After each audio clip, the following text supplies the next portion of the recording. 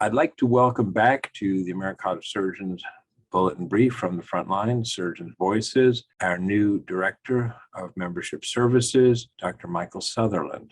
Thank you, Steve. I'm glad to be here with you today. Looking forward to another conversation about what we're doing at the headquarters and in member services.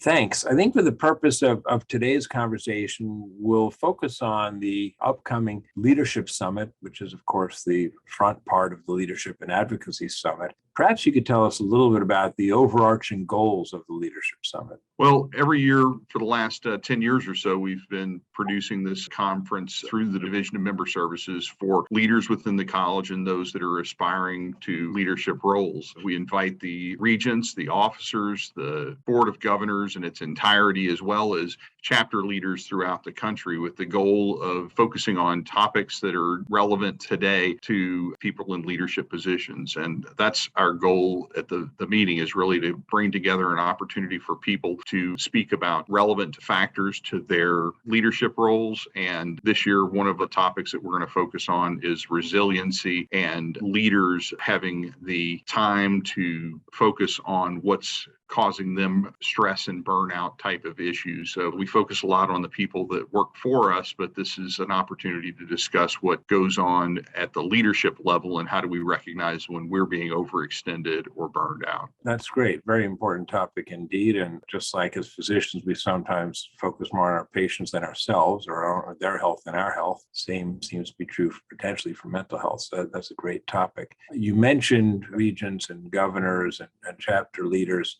What about people, and you did allude to this, aspiring leaders, what about people who don't have any official position? How does one go about participating if one is, as you mentioned, an aspiring leader or maybe an international surgeon? We really don't restrict participation for this conference. It's designed to be a resource for people to look at what's being offered and gain the access to the leaders of the college and to the information that's being presented. So whether you're there to network with other individuals who are in leadership positions to identify opportunities for your own path in the college, or whether you're there as a leader and looking for additional information about what you can do to be a better leader in your practice, in your department, in your community. That's what we're trying to bring across for everyone as an opportunity. How does one register for the conference? The link is being shown on the lower part of the screen, and that will take you to the registration website. This year's a little bit different with COVID concerns and travel restrictions and the other aspects that are impacting our daily lives. We wanted to make this as inclusive as possible. So there's an in-person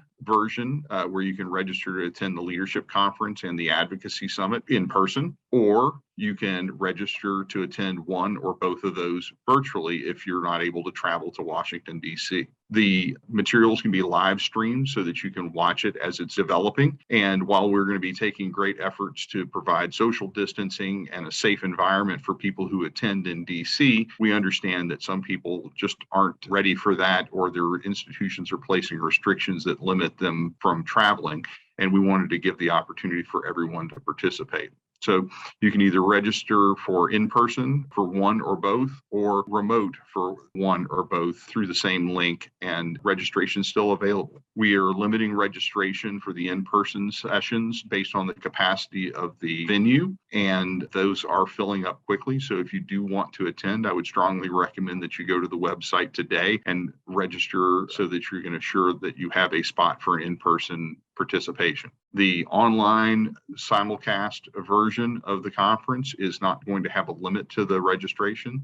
And if you wish to participate that way, I similarly suggest that you go online and get registered so that you know that it's taken care of. Well, thanks very much. There's a phenomenal amount of very practical, useful information. And it sounds like with the virtual online option, the attendance is limitless, unlike the hotel room, which is obviously space limited. I have no doubt that the content this year, as it's been for all of the years I've attended from 2012 until the last in-person conference in 2019, I suppose, all of them were superbly informative and very practical information for bringing home to my local environment. I'm sure the same will be true for everyone else. So we're looking forward to a great show. Thanks again for your time and for the information about both the summit and how to register for the summit. Look forward to seeing you there.